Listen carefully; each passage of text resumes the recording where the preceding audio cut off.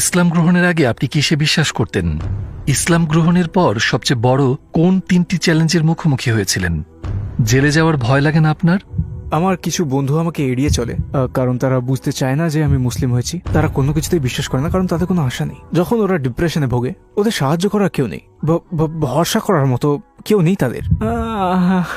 আমি জানি না, আমি এর উত্তর দেব না। আপনাকে স্বাগতম দাউদ। আমাকে আমন্ত্রণের জন্য অনেক ধন্যবাদ। আমরা আপনার গল্পটা জানতে চাই। দাউদকে? আমার জন্ম আর বেড়ে ওঠা কোরিয়ায়, দক্ষিণ কোরিয়ায়। আমি মনে করি আমি কোনো স্পেশাল মানুষ না, কারণ আমি অতি সাধারণভাবে কোরিয়ায় বাস করি, এবং আমি পড়াশোনা করেছি মিউজিক নিয়ে ইউনিভার্সিটিতে। আর কয়েক বছর আগে আমি ইসলামে ধর্মান্তরিত হয়েছি, এবং আমার এই জার্নি এখনো অব্যাহত আছে বলে মনে করি। দাউদ নামটি বেছে নেওয়ার কোনো বিশেষ কারণ আছে কি? আসলে অনেকেই আমাকে এ ব্যাপারে সতর্ক করেছিল। যখন আমি ইসলাম গ্রহণ করলাম, মানে গ্রহণ করার সিদ্ধান্ত নিলাম, তখন আমি মানুষকে জিজ্ঞেস করেছি আমাকে আমার নাম পাল্টে আরবি কিংবা অন্য কিছু রাখতে হবে। তো লোকে বলল, না, তোমাকে তোমার নাম বদলাতে হবে না। আমি জন্মগতভাবে ক্যাথলিক। হ্যাঁ, ক্যাথলিক, কারণ আমার প্যারেন্টস আমাকে ক্যাথলিক নাম দিয়েছিলেন, যেটা ছিল ডেভিড। আমি শুধু উচ্চারণটা বদলে দিয়েছি, ডেভিড থেকে দাউদ। ডেভিড আর দাউদ একই ব্যক্তি? হ্যাঁ, ঠিক, নবীন নাম। আপনি কি ভবিষ্যতে কোনো মুসলিম দেশে শিফট করার কথা ভাবছেন? হ্যাঁ, সেরকমটা ভাবছি, কারণ কারণটা কি? আপনি কি আপনার দেশে কমফোর্টেবল ফিল করেন না? আমি কমফোর্টেবল ফিল করি, কিন্তু আমার মনে হয় আমার আরো শেখা উচিত। আর আমি এখনো বেশ তরুণ, আর আমার মনে হয় না আমি এখনো ভালো মুসলিম হতে পেরেছি, সত্যি করে। কারণ আমি এখনো অনেক ভুল করি, মানে এখনো মুসলিম হওয়ার পরেও অনেক ভুল ভ্রান্তি হয় আমার। তাই আমি মনে করি যে আমার আরও শেখা উচিত ইসলামী আবহে এবং ইসলামের জ্ঞান সম্পন্ন মুসলিমদের সাথে থেকে। দেশটা কোন দেশ হতে পারে? তুরস্ক, মিশর, সৌদি আরব? এখনো আমি সেভাবে কোনোটা চুজ করিনি। তো আমি তুরস্কেই প্রথম এসেছি। এবছর আমি অন্যান্য দেশেও যেতে চাই, যেমন হয়তোবা আগামী মাসেই আমি সৌদি আরব যেতে পারি, ইন্দোনেশিয়া, মালয়েশিয়া। আমি বিশ্বের বিভিন্ন দেশ ঘুরে ফিরে ফাইনালি আমি কোনো একটা দেশ বাছাই করে নেব, ঠিক। তারপর সেখানে বেশ কিছু সময় থাকার পর আমি হয়তো কোরিয়ায় আবার ফিরে আসব এবং আমার কাজ করে যাব, যেমন আমার জ্ঞান অন্যদের মাঝে ছড়িয়ে দেওয়া। ইসলাম গ্রহণের আগে কিসে বিশ্বাস করতেন আপনি? আমি ঈশ্বরে বিশ্বাস করতাম। আমি বিশ্বাস করতাম কারণ আমি জন্মগতভাবে ক্যাথলিক, আমার বাবা মা ক্যাথলিক, আর আমার পুরো পরিবার ক্যাথলিক। তো আপনি যখন ছোট ছিলেন তখন কি চার্চে যেতেন? হ্যাঁ হ্যাঁ, অবশ্যই। আমার ছোটবেলায় বাবা মায়ের সাথে আমি চার্চে যেতাম, এবং আসলে তেমন একটা বিশ্বাস আমার ছিল না, কারণ আমি সবাই চার্চে যেত বলে স্বাভাবিকভাবে আমি যেতাম। তো মানে আমি যদি ওখানে যেতাম, আমাকে কোনো উপহার দেওয়া হতো বা আমায় কোনো খাবার দিত, তো ব্যাপারটা আমি খুব উপভোগ করতাম। কিন্তু আসলে আমি আমার পরিবার আর বন্ধুদের সাথে থাকতেই আমার ভালো লাগতো। কিন্তু ছোটবেলায় আমার তেমন একটা বিশ্বাস ছিল বলে আমি মনে করি না, কারণ হয়তো আমি এই ব্যাপারটা নিয়ে গভীরভাবে চিন্তা করার সুযোগ ছিল না আমার। কেন আপনি আপনার বিশ্বাস নিয়ে প্রশ্ন তুলতে শুরু করলেন? ইন্টারনেটে কিছু দেখে? ঠিক কি কারণে আপনি ভাবলেন আমাকে একটা পথ খুঁজে পেতে হবে? আসলে এটা একটা বড় কাহিনী। আমি বলেছি যে আমি মিউজিক পড়ি বিশ্ববিদ্যালয়ে, তার মানে আমি একটা মিউজিশিয়ান হতে চেয়েছিলাম। মিউজিশিয়ান? হ্যাঁ, মিউজিশিয়ান। মানে আমি জ্যাজ মিউজিকও রিলিজ করেছি, আর আমার অনেক মিউজিশিয়ান বন্ধু আছে। তো আমার সুযোগ আছে অন্য কোনো দেশে গিয়ে আমার ছোট একটা কনসার্ট করার। ইন্দোনেশিয়া যাওয়ার সুযোগ হয়েছিল, তো আমি সেখানে গেলাম। কি বাজান আপনি? Battery, guitar? আমি পিয়ানো বাজাই, একটু একটু গিটার, আর আমি গান গাই। তো ইন্দোনেশিয়ার জাকার্তায় আমার কনসার্ট ছিল। ব্যাপারটা ছিল আসলে মজার, কারণ আমি ইসলাম সম্পর্কে কিচ্ছু জানতাম না, কারণ কোরিয়ায় ইসলাম সম্পর্কে কোনো কিছু নেই। এ সম্পর্কে জানাটা খুবই কঠিন। মোহাম্মদ কিংবা ইসলাম সম্পর্কে আপনি কি বিন্দুমাত্র শুনেননি? না না না না, কিন্তু আমি শুধুমাত্র জানতাম, কি করে বলি, কিভাবে এটা বোঝাই জানি না। আমি শুধু জানতাম টেররিস্টের ব্যাপারে, কারণ কোরিয়ায় আমি যখন ছোট ছিলাম তখনই 9/11-র ঘটনা ঘটে, এবং কোরিয়ায় এটা ছিল খুবই বড় খবর, সত্যি বড় খবর। তো আমিও বেশ শক ছিলাম। তো মানুষজন তখন কথা বলছিল ইসলাম ইসলাম ইত্যাদি ইত্যাদি। তো আমি ভাবতাম যে ইসলাম বোধহয় ভয়ঙ্কর কিছু একটা, আমি যখন ছোট ছিলাম তখন। কিন্তু আমি যখন ইন্দোনেশিয়া গেলাম, আমি দেখলাম অনেক মেয়ে স্কার্ফ পরে, অনেক ছেলেরা দাড়ি রাখে আর নামাজ পড়ে। আর এগুলো দেখে আমি আসলে কৌতূহলী হলাম, মানে মানে কেন কেন এরা এরকম? তো আমি ওদের জিজ্ঞেস করলাম যে এই ব্যাপারটা কি, এবং ওরা আমাকে জানালো এটা ইসলামের নিয়ম কানুন এবং এটা ওদের বিশ্বাস। এবং সত্যি বলতে তারা ছিল খুবই সহমর্মী, আর তারা আমাকে আসলেই অনেক খাতির আর যত্ন করেছিল। ওদের মনোভাবটা কিভাবে সাহায্য করতে পারি, আপনাকে সাহায্য করতে চাই, আপনার উপকারে আসতে চাই, আপনাকে এটা দিতে চাই, আপনাকে ওটা উপহার দিতে চাই। তো যখন আমি ছোট ছিলাম আমি ভাবতাম ইসলাম বোধহয় একটা বিপজ্জনক জিনিস, কিন্তু আমি যখন ইন্দোনেশিয়া গেলাম লক্ষ্য করলাম মানুষ কত আলাদা, একেবারেই আলাদা। ওরা এত সৎ হয়, এত শান্ত, মুখে সবসময় হাসি, সবসময় মানুষকে সাহায্য করতে চায়। তো আমি যেমনটা জানতাম তার চেয়ে এটা আলাদা, সম্পূর্ণভাবে আলাদা। তাই শুরুতেই আমি এই ধর্মে একটু আগ্রহী হয়ে উঠলাম, আর ওখানে কাটানোর সময় আমার খুব ভালো লেগেছিল। আর যখন কোরিয়ায় ফেরত এলাম আসলে তখন আমার অবস্থাটা বেশ ভালো ছিল না, মানে আর্থিকভাবে আমি ভালো ছিলাম না, পারিবারিকভাবেও ভালো ছিলাম না। তো আমাকে কাজ খুঁজতে হচ্ছিল, আর কারণ মিউজিশিয়ানরা খুব একটা আয় করে না, কারণ কাজটা তেমন স্টেবল না, তাই পরিবারের জন্য আমাকে কাজ করতে হয়েছিল। ব্যাপারটা খুবই চাপের ছিল, খুবই চাপের। কারণ আমি চাইতাম কোনো ক্রিয়েটিভ কাজ, মানে এমন একটা কাজ যেখানে আমি ক্রিয়েটিভ কিছু করব। কাজটা হতে পারে মিউজিক বানানোর কিংবা ভিডিওর, আর জানি না, কিছু একটা বানাতে চেয়েছিলাম।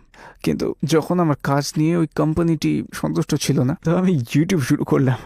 হ্যাঁ, ইউটিউব। কিন্তু আমার ইউটিউব চ্যানেলটা মিউজিক দিয়ে শুরু হয়। আমি আপলোড করেছিলাম আমার কভার মিউজিক ভিডিওগুলো, মানে এই ধরনেরই কাজ।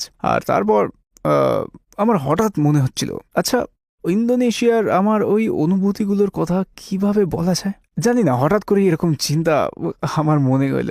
তো আমি শুধু সেটাই বলি যেটা আমি মুসলিমদের সম্পর্কে ভাবি, কারণ অনেক কোরিয়ান মনে করে যে ইসলাম ইসলাম একটু বিপজ্জনক, কিন্তু আমি ইসলামের ব্যাপারে অনেক ভালো জিনিস লক্ষ্য করেছি। তাই এই বিষয়ে আমি কথা বলি, ইউটিউবে আমার উপলব্ধি শেয়ার করা শুরু করি, আর হঠাৎই অনেক মানুষ এ ব্যাপারে আগ্রহী হয়ে উঠলো, মানে অনেক মানুষ। তো তারা আমাকে ইসলাম সম্পর্কে পরামর্শ দেয়, যেমন তুমি যদি ইসলাম সম্পর্কে জানতে চাও তাহলে কথা বলতে পারো এর সাথে, অথবা জিজ্ঞেস করো একজন ইমামকে, মানে তুমি যদি কোরিয়াতে মসজিদ খুঁজে পাও, আর চাইলে হয়তো নামাজ পড়াও শিখতে পারো তুমি, অথবা রমজানে কিভাবে রোজা রাখা হয় সেটা জানতে পারো তুমি। তো আমি ধীরে ধীরে প্র্যাকটিস করলাম, কেন জানি না ব্যাপারটা যেন আমার ক্ষেত্রে খুবই স্বাভাবিকভাবে এসেছিল।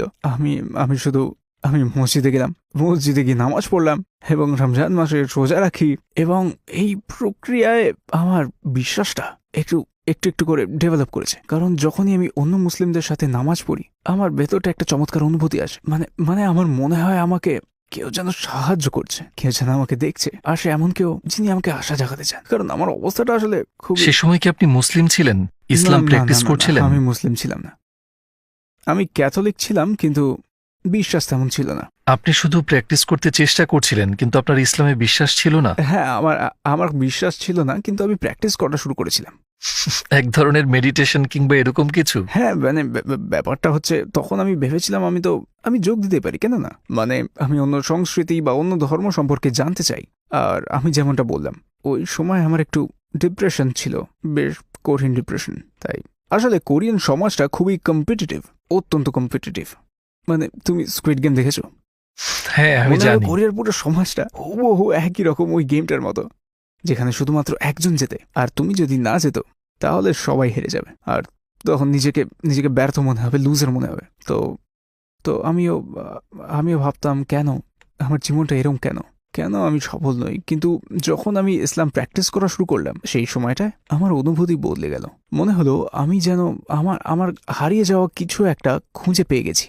কারণ আমাকে শেখানো হয়েছিল যে কোথা থেকে আমি এসেছি, মানে স্কুল আমাকে সকল প্রকারের গণিত বিজ্ঞান শিখিয়েছে, কিন্তু ওরা আমাকে এটা শেখায়নি আমি কোথা থেকে এসেছি, মানে আমি কে, আমার গন্তব্য কোথায়, আর মৃত্যুর পর আমি কোথায় যাব। তারা আমাদের সেই পথটা কখনোই দেখিয়ে দেয় না। আমি মনে করি যে ইসলাম আমাকে সেই উত্তরটা দিয়েছে, বলেছে আমাকে কোথায় যেতে হবে আর কেন আমি বেঁচে আছি। আমি মনে করি এটা খুব গুরুত্বপূর্ণ, কারণ আমি যখন ডিপ্রেস ছিলাম তখন আমার জীবনের কোনো উদ্দেশ্য ছিল না, কোনো উদ্দেশ্য না, মানে কেন আমি বেঁচে আছি, কোথায় যাচ্ছি আমি, আমায় করতেটা কি হবে, আমার সত্যি কোনো উত্তর ছিল না। কিন্তু ইসলাম প্র্যাকটিস করার পর আর মুসলিম বন্ধুদের সাথে মেশার পর আর যখন তাদের সাথে আমি নামাজ পড়লাম তখন মনে হলো আমি দিশা খুঁজে পেয়েছি। ইসলাম আমার প্রশ্নগুলোর সব উত্তর দিচ্ছে। যেমন জীবনের উদ্দেশ্য হচ্ছে আল্লাহকে মেনে চলা, কারণ আল্লাহ মানুষ সহ সবকিছু সৃষ্টি করেছেন। রমজানে আমি কৃতজ্ঞতা উপলব্ধি করেছি, এই ধরো খাবারের জন্য, এই পানির জন্য, আর ধরো আমার জীবন, আমার বন্ধু বান্ধবের জন্য, আমার পরিবারের জন্য, মানে পৃথিবীর জন্য, সবকিছুর জন্য। তো এই ব্যাপারটা উপলব্ধি করার পর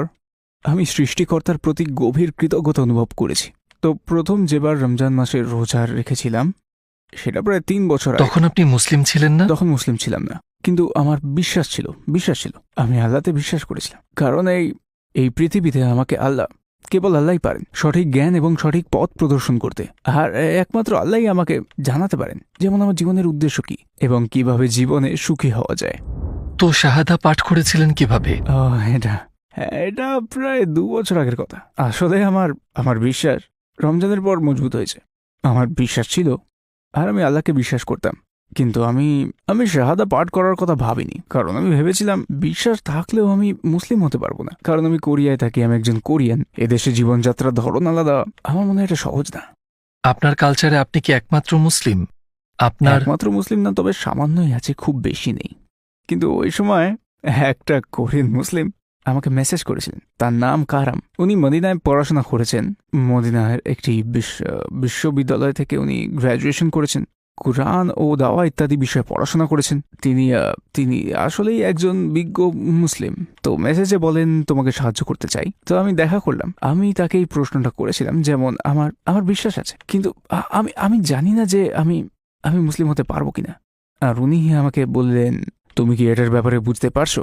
আর বললো যে কেউই পারফেক্ট না কেউ, আর যদি তুমি মুসলিম হও, একজন পরিপূর্ণ মুসলিম হিসেবে জীবনযাপন করাটা সহজ নয়, কিন্তু আপনি মুসলিম না হলেও এই ইসলামী জীবন বিধান থেকে আপনি উপকৃত হতে পারেন। কিন্তু যদি আপনি শাহাদা পাঠ করেন আর মুসলিম হন, তাহলে তারপরে নিজেকে ধীরে ধীরে ধাপে ধাপে বদলান, তাহলে আল্লাহ আপনাকে বদলাতে সাহায্য করবেন। কারণ আল্লাহ সুবহানাহু ওয়া তাআলা আমাদের প্রভু, পরম করুণাময় ও ক্ষমাশীল, তিনি সর্বশ্রেষ্ঠ, অতএব তিনি আপনাকে সাহায্য করবেন। তো আপনার আগে মুসলিম হয়ে যাওয়া উচিত, কারণ আপনি জানেন না মানে কখন কি ঘটবে, কেউ জানে না। আমি মরে যেতে পারি, আমার হার্ট অ্যাটাক হতে পারে, সড়ক দুর্ঘটনা হতে পারে, আমি জানি না, আমি মারা যেতে পারি, মানে হয় আজকে, আমি কেউ ভবিষ্যৎ জানে না। হ্যাঁ, তো আমি তেমনটাই ফিল করি। তো আমি ভাবলাম যে আমার মুসলিম হয়ে যাওয়া উচিত, আর তাই আপনি আপনার বাবা মাকে তখনও কিছু না, বলেন? শুরুতেই না বলি। আচ্ছা, তো আপনি মসজিদে গিয়েছিলেন? হ্যাঁ, আমি তাইওয়ানে একটা মসজিদে গিয়েছিলাম এবং ওখানে শাহাদা পাঠ করেছিলাম। আপনার অনুভূতি কেমন ছিল? পরিবেশটা, আশপাশের মানুষ, আপনি কি ওই মুহূর্তটার কথা আমাদের বলবেন? চমৎকার মুহূর্ত ছিল। মানে যখন আমি মসজিদটাতে গেলাম, দেখলাম ওখানে একজন ইমাম আছেন, তিনি কোরিয়ার সবচেয়ে বিজ্ঞ ইমাম। আর যখন আমি তার সাথে দেখা করলাম, ওনার সাথে আরও ইমাম ছিলেন। ওই দিন তাদের একটা মিটিং ছিল, বেশ কাকতালীয় ঘটনাই। তো আমি যখন শাহাদা পাঠ করলাম, ওই জায়গার সকল মানুষ আমাকে এসে অভিনন্দন জানালো, ইসলামের পথে স্বাগত জানালো।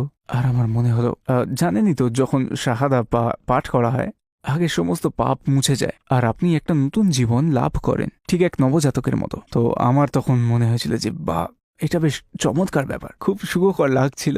ওই সময়কার অনুভূতিটা আমি বলে বোঝাতে পারবো না, খুব চমৎকার ছিল ওটা। আপনার পরিবার যখন লক্ষ্য করলো যে আপনি ইসলাম ধর্ম গ্রহণ করেছেন, তখন তাদের প্রতিক্রিয়া কেমন ছিল? আসলে ওটা আমি ভিডিও করে রেখেছি, একটা ভিডিও আছে। আচ্ছা, তো যেহেতু আমি ইউটিউব ভিডিও বানাই, তো আমি লুকাতে পারবো না, কারণ আমার পরিবারের লোকজন আমার ইউটিউব ভিডিও দেখে। যখন আমি আমার মাকে বললাম, উনি মর্মাহত হলেন। তিনি এমনটাই কষ্ট পেয়েছিলেন যে তিনি বলেছিলেন, এমনটা কিভাবে করতে পারলে তুমি? এমনকি এটাও বলেছিলেন যে তুই কি এবার সন্ত্রাসী হতে চলেছিস? খুব স্বাভাবিক এটা, কারণ কোরিয়ায় এমন ধারণাই প্রচলিত। মানে পশ্চিমা মিডিয়া ইসলাম সম্পর্কে খুবই নেতিবাচক কথা ছড়িয়েছে, এসব মিডিয়ার কারণেই হয়েছে। তো তিনি ভীষণ দুশ্চিন্তাগ্রস্ত হয়েছিলেন, কিন্তু আমি সর্বোচ্চ চেষ্টা করলাম সুন্দরভাবে বোঝানোর যে ইসলাম বিপজ্জনক নয়, আর এটা আমার ঈমান। আর আমি এখন আমার পরিবারকে ভালোবাসি, আর কিচ্ছু পাল্টাইনি, শুধু আমার ধর্মবিশ্বাস ছাড়া। উনি আসলে খুব চিন্তায় ছিলেন, তবে তিনি আমার ইউটিউব ভিডিও দেখতেন। তো তিনি দেখলেন অনেক ভালো ভালো মুসলিম আমাকে সাহায্য করছে, আর যারা ইসলামকে ব্যাখ্যা করছে। তো তিনি ব্যাপারটা বোঝার চেষ্টা করলেন। মানে এখন কিন্তু তার ইসলাম সম্পর্কে অনেক জ্ঞান আছে, কারণ উনি আমার ভিডিও দেখেন। তিনি এখনো ইসলাম গ্রহণ করেননি, এখনো না, ইনশাল্লাহ। ইনশাআল্লাহ ভাই, আমরা দোয়া করব। হ্যাঁ, কিন্তু উনি আমাকে বোঝেন, আমাকে সম্মান ও সমর্থন করেন। তো এখন পরিবারের অন্য সদস্যরা ব্যাপারটা কিভাবে দেখেন? প্রথমে তারা খুবই বিস্মিত হয়েছিল, এবং আমার এক খালা আমাকে এখনো জিজ্ঞাসা করেন, তুমি কি তোমার ধর্ম পরিবর্তন করতে পারবে? তবে তারা বিস্মিত হলেও আমাকে সাপোর্ট করে, তাদের এটা নিয়ে কোনো সমস্যা নেই। আপনার পরিবারের কিংবা আপনার কাছের কেউ কি আপনার কারণে ইসলাম গ্রহণ করেছে? হ্যাঁ, করেছে। এবং এছাড়াও আমার সাবস্ক্রাইবাররা মাঝে মাঝে আমাকে মেসেজ করে বলে, আমি তোমার ভিডিও দেখেছি আর আমি ইসলাম সম্পর্কে জানতে চাই, আমি মুসলিম হতে চাই, কিভাবে কি করব। তো আমি তাদেরকে মেসেজ দিয়ে বলি, ও আমি আপনাকে কিছু তথ্য দিতে পারি, ওয়েবসাইট আর ইমামের নাম্বার আর কোরিয়াসি মসজিদের ঠিকানা। তো আমার কোরিয়ান সাবস্ক্রাইবারদের কেউ কেউ মুসলিম হয়েছেন আমার ভিডিওর মাধ্যমে, তো আলহামদুলিল্লাহ এই ব্যাপারটা নিয়ে আমি খুবই আনন্দিত। ইসলাম ধর্ম গ্রহণের পর সবচেয়ে বড় কোন 3টি চ্যালেঞ্জের মুখোমুখি হয়েছেন আপনি? প্রথম দিকে ইসলাম গ্রহণ করার পর আমার কিছু বন্ধু আমাকে ত্যাগ করে, কারণ ওরা বুঝতে পারেনি। আর তারপর আমি মুসলিম হওয়ার জন্য আমার বাচ্চারা একসময় কিন্ডারগার্টেন স্কুলে বাতিল হয়েছিল। তো আমি মনে করি কোরিয়ার মানুষ অন্য ধর্মের ব্যাপারে বেশ সহানুভূতিশীল নয়। আমি মনে করি আমি ভালো মুসলিম নই, কিন্তু মাঝে মাঝে মানুষ আমাকে জাজ করে, বলে যে তুমি তো মুসলিম, তাহলে তুমি এটা কেন করো, ওটা কেন করো, সেটা কেন করো, এটা হারাম সেটা হারাম। কিন্তু আমি জানি, আমি আমি জানি যে আমি পারফেক্ট নই, আমি ভুল করি। তো আমি মনে করি আমার উচিত আরো অনুতপ্ত হয়ে আল্লাহর আরো নিকটবর্তী হয়ে যাওয়া আর আরো শিখতে চেষ্টা করা। আমি জানি জার্নিটা লম্বা, কারণ আমি সবেমাত্র ইসলামে এসেছি আর আমাকে আরো আল্লাহর কাছে হতে হবে। তো আমি মনে করি আমি যদি মানসিকতা ধরে রাখি তাহলে আল্লাহ আমাকে সাহায্য করবেন। আমি সবসময় বিশ্বাস করি আল্লাহ সাহায্য করেন। আপনার একটা বড় সুবিধা আছে ভাই, কারণ ধরুন আমার কৈশোরে পদার্পণ করেছি যখন আমার 15 বছর বয়স হয়েছে। তখন আমার এই বয়স পর্যন্ত হয়তো আমি অনেক পাপ করেছি, কিন্তু আপনার পরীক্ষা শুরুই হয়েছে 3 বছর আগে। তো আপনার অনেক সুবিধা আছে, অন্তত সেই লোকটার তুলনায় যে আপনাকে বলে এটা হারাম, কিভাবে তুমি এটা করতে পারো। আলহামদুলিল্লাহ। আমরা জানি কোরিয়ায় ইসলাম রক্ষায় আপনি অনেক বড় কাজ করছেন। জেলে যাওয়ার ভয় লাগে না আপনার? মানে থাকবেই অবশ্য, আমি দক্ষিণ কোরিয়ার মানুষ। তো তো উত্তর কোরিয়ার মতো সমস্যা নেই, আমাদের ধর্মের স্বাধীনতা আছে আর আমরা যে কোনো বিষয়ে কথা বলতে পারি, মানে মানে যে কোনো বিষয়ে। আমাকে অনেক কিছুর ব্যাপারে কথা বলতে হয় যাতে আমি ইসলামকে ডিফেন্ড করতে পারি। যেমন যেমন যেমন কয়েক মাস আগে কোরিয়ার পেশু শহরে একটা মসজিদ তৈরি করা হচ্ছিল, কিন্তু স্থানীয়রা প্রতিবাদ করে, তো ওটা বন্ধ করা হয়েছিল। তো কয়েক মাস আগে আমি সেখানে গেলাম, আমি প্রতিবাদ করতে সাহায্য করি মানুষকে এবং সবাইকে উৎসাহ দিয়েছি মসজিদ নির্মাণে সাহায্য করতে। হ্যাঁ, আমার জন্য এটা একটা সমস্যা হতে পারে, কিন্তু আমি পাত্তা দিই না আর এগুলোতে। মানে কোরিয়াতে তো স্বাধীনতা আছে, ধর্ম বেছে নেওয়ার স্বাধীনতা আছে, তো আমি যা বলতে চাই বলতে পারি। তাই এতে যদি কোনো অসুবিধা হয় তাহলে হ্যাঁ, আমি সেটা মেনে নেব। মুসলিম হওয়ার পর আপনি কি কখনো ভুলে শূকরের মাংস খেয়েছেন? মনে হয় খেয়েছি, কারণ কোরিয়ায় সবকিছুতেই শুকরের মাংস থাকে, মানে পর্ক বেস্ট সব। ফর এক্সাম্পল, যদি আমি রেস্টুরেন্টে যাই, আমি সবসময় জিজ্ঞেস করি এতে পর্ক আছে, সাধারণত ওরা বলে হ্যাঁ পর্ক আছে। আর কিছু কিছু জায়গায় বলে এতে পর্ক নেই, তো আমি যখন ওরা বলে এতে পর্ক নেই আমি খাই, কিন্তু খেতে অন্যরকম লাগলে আমি জিজ্ঞেস করি আবার এতে সত্যি শুকর নেই তো, মানে স্যুপটা কি পর্ক বেস্ট? তখন ওরা বলে হ্যাঁ, দিয়ে আমি বলি তুমি বললে এতে পর্ক নেই, দিয়ে ওরা বলে হ্যাঁ পর্ক নেই, এটা শুধু স্যুপ। তো মানে ওদের হালাল খাবার সম্পর্কে ওদের অত জ্ঞান নেই, এইসব কারণেই তো এইসবই হয় কোরিয়াতে। ধরুন আপনি একটা পার্কে বসে আছেন, তখন একটা কোরিয়ান লোক আপনাকে এসে বলছে যে সে আপনাকে চেনে এবং সে আপনার কাছে জানতে চাইছে আপনার ধর্ম সম্পর্কে। আপনার সময় মাত্র 1 মিনিট, আপনি তাকে কি বলবেন? আমার মনে হয় আমাকে তখন ব্যাখ্যা করতে হবে জীবনের উদ্দেশ্য সম্পর্কে। কোরিয়ার সমাজ খুবই কম্প্যারেটিভ এবং ওখানে অনেক মানুষেরই জীবনের কোনো উদ্দেশ্য নেই, তাই তারা সহজেই বিষণ্ণ হয়ে পড়ে। আমি তার কাছে ব্যাখ্যা করব যে মানব জীবনের উদ্দেশ্য হচ্ছে সৃষ্টিকর্তাকে মানা, তার জন্য কাজ করা, আর তার মধ্যেই আপনি খুঁজে পাবেন চিরস্থায়ী সুখ। তো এটাই। আপনি ইসলামে শান্তি খুঁজে পেয়েছেন? হ্যাঁ, ইসলামেই শান্তি আর সুখ পাওয়া যায়। আমাদের নবী আলাইহিসসালামের জীবনের কোন দিকটি আপনাকে সবচেয়ে বেশি মুগ্ধ করেছে? তার চারিত্রিক বৈশিষ্ট্য, তার জীবনযাপন, কিংবা আমাদের নবী সাল্লাল্লাহু আলাইহি ওয়াসাল্লামের জীবনের কোনো ঘটনা? কোন ব্যাপারটা সবচেয়ে বেশি হৃদয়গ্রাহী বলে আপনি মনে করেন? ওকে, তো আমার জন্য যখন তিনি বিশ্বে ইসলাম প্রচারের চেষ্টা করেছিলেন তখন কোনো মুসলিম ছিল না, রাইট? তিনি ছিলেন একমাত্র মুসলিম যিনি বার্তাটি গ্রহণ করতেন এবং ছড়িয়ে দিতে চাইতেন ইসলামকে, ইসলামের মেসেজকে। আমি খানিকটা ওই ধরনেরই ফিল করি, কারণ আমি কোরিয়ায় থাকি আর আমার আশেপাশে কেউ মুসলিম নেই, আমি একমাত্র মুসলিম। আর আমি বুঝতে পারি যে সেই পরিস্থিতি কেমন হতে পারে, সেটা কি করে মোকাবেলা করা যায়। কিন্তু নবী মুহাম্মদ সাল্লাল্লাহু আলাইহি ওয়াসাল্লাম হাল ছাড়েননি। আমার কাছে এটা অসম্ভব মনে হয়, কিন্তু সেটা তিনি করেছেন। তিনি বিশ্বে ইসলাম প্রচার করেছেন এবং তিনি এর প্রচার শুরু করেছিলেন মক্কা মদিনায়। কিন্তু এখন দেখুন দূরের দূরের স্থানে যেমন ইন্দোনেশিয়া, মালয়েশিয়া আর যেমন আফ্রিকার পশ্চিমাঞ্চলে সবাই এখন ইসলামে বিশ্বাস করে, এমনকি দক্ষিণ কোরিয়ায়ও আমি ইসলামকে বিশ্বাস করি। আমি মনে করি এটা চমৎকার ব্যাপার। আর ইসলাম হচ্ছে পৃথিবীর সবচেয়ে দ্রুত বর্ধনশীল ধর্ম। তো আমি মুগ্ধ হয়ে ভাবি যে তার ব্যক্তিত্ব ও তার কার্যকলাপ সব কিছুই, কিন্তু আমি সত্যি অভিভূত হই এটা ভেবে যে তিনি ইসলাম প্রচার করেছিলেন এমন সময় যখন কেউ ইসলাম বিশ্বাস করত না।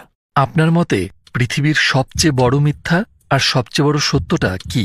আমি মনে করি সবচেয়ে বড় মিথ্যে হচ্ছে তুমি পারবে না, তুমি এটা পারবে না, তুমি সেটা পারবে না। এই কথাটা সম্পূর্ণ মিথ্যে। কারণ কোরিয়ায়, আমি আপনাকে বলেছি, কোরিয়া খুবই প্রতিদ্বন্দ্বিতামূলক সোসাইটি। তো আপনি যদি কিছুতে সফল না হন তো অনেক মানুষই আপনাকে বলবে তুমি করতে পারবে না। কিন্তু এমনও নয় যে আমি সবকিছু পারবো, আমি যা চাইবো সেটাই করতে পারবো। আর এটা নির্ভর করে বিশ্বাসের উপর। যদি আমি সৃষ্টিকর্তায় বিশ্বাস করি, আর আমি যদি তার সাহায্যে বিশ্বাস করি, আর যদি আমি তার পরিকল্পনায় বিশ্বাস করি, আমি পারবো। আমি চেষ্টা করতে পারি কারণ আমার দৃঢ় আত্মবিশ্বাস আছে। আপনি যদি লক্ষ্যে পৌঁছাতেও পারেন, হ্যাঁ মানে হয়তো পারবেন, কিন্তু আপনার যদি ভালো অনুপ্রেরণা থাকে, ভালো বিশ্বাস থাকে, তাহলে আপনি সবকিছু করতে পারবেন। যদি লক্ষ্যে পৌঁছেও যান তাও। তো এটাই হচ্ছে কথা, এটাই আমি ভাবি। আর সবচেয়ে বড় সত্যি হচ্ছে তুমি এটি পারবে। হ্যাঁ হ্যাঁ হ্যাঁ, কি এটাই আমি বলতে চাইছিলাম, তুমি করতে পারবে। আমি আল্লাহর রহমতে বিশ্বাস করি, তার সাহায্যে, তার পরিকল্পনায়। তো আমি আমি পারবো। আপনার জীবনের সবচেয়ে বড় স্বপ্ন কি? আমি একজন ভালো মানুষ হতে চাই, ভালো মুসলমান হতে চাই মৃত্যুর আগে। আমার মনে হয় এটা সহজ না।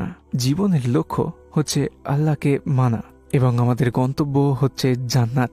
আমি আরো শিখতে চাই, আরো প্র্যাকটিস করতে চাই, আর আর আমি কোরিয়ানদের জন্য কিছু করতে চাই। হ্যাঁ, কোরিয়ানদের জন্য। কোরিয়ার সংস্কৃতিতে রয়েছে প্রচুর রাগ, বিস্মিত আর ডিপ্রেশন, এবং আমি মনে করি এর সবচেয়ে বড় কারণগুলোর একটা হচ্ছে তাদের বিশ্বাসের অভাব। তাদের কোনো বিশ্বাস নেই, কারণ যখন তারা ডিপ্রেশনে ভোগে, কেউ সাহায্য করার নেই, কেউই নেই, কেউ নেই যার উপর তুমি নির্ভর করতে পারো। আত্মহত্যার হার সেখানে তুঙ্গে। আত্মহত্যার হার সবচেয়ে বেশি কোরিয়ায়। ফর এক্সাম্পল, আমি মুসলিম, যদি ভালো কিছু ঘটে আমি স্বীকার করি এটা আল্লাহর কারণে, তাই আমি কৃতজ্ঞ হই। আর যদি খারাপ কিছু ঘটে তাহলে আমি বলতে পারি এটা আল্লাহর পরিকল্পনা, একটা পরীক্ষা, এটা উতরে যাবো আমি। কেউ যদি আল্লাহতে বিশ্বাস না করে, কেউ যদি নাস্তিক হয়, তো ভালো কিছু ঘটলে সে ভাববে ও আমি সফল হয়েছি আমার নিজের যোগ্যতায়, তো ওই মানুষটা অহংকারী হয়ে উঠতে পারে। আর যদি খারাপ সময় আসে তাহলে সে ভাববে ও কেন এটা আমার সাথে হয়। এভাবে তারা নিজেকে দোষ দেয়, আর এভাবেই বিষণ্ণ হয়ে পড়ে। আর বিষণ্ণতা বেড়ে গেলে তারা এই আত্মহত্যা করে ফেলে। আমি সত্যি সত্যি এটা মনে করি যে কোরিয়ান সমাজে বিশ্বাসের বড্ড প্রয়োজন। মনে করুন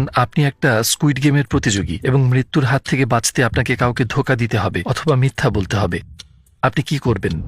আমি মরতে চাই না, আমি মিথ্যা বলতে চাই না। আমি জানি না। আপনি চাইলে এই প্রশ্নটার উত্তর নাও দিতে পারেন। আমি জানি না, আমি বলবো না, আমি এর উত্তর দেব না। ঠিক আছে, আমাদের সাথে থাকার জন্য আপনাকে ধন্যবাদ। আলহামদুলিল্লাহ। অভিজ্ঞতাটা আনন্দময় ছিল। আমায় আমন্ত্রণ করার জন্য ধন্যবাদ। আলহামদুলিল্লাহ। আসসালামু আলাইকুম প্রিয় ভাই ও বোনেরা, এবং অসংখ্য ধন্যবাদ ভিডিওটা দেখার জন্য। আপনারা যদি এরূপ আরও ভিডিও দেখতে চান, আমরা আপনার জন্য একটি বিশেষ প্লে লিস্ট তৈরি করেছি, যেটি দেখতে পাবেন ডান পাশে, অথবা আমাদের সম্পূর্ণ নতুন ভিডিওটি দেখতে পাবেন বাঁ পাশে। ভিডিওটিতে একটি লাইক দিতে এবং চ্যানেলটিকে সাবস্ক্রাইব করতে ভুলবেন না, যাতে আমরা আরও মানুষের কাছে পৌঁছে তাদের উপকারে আসতে পারি। দেখা হবে।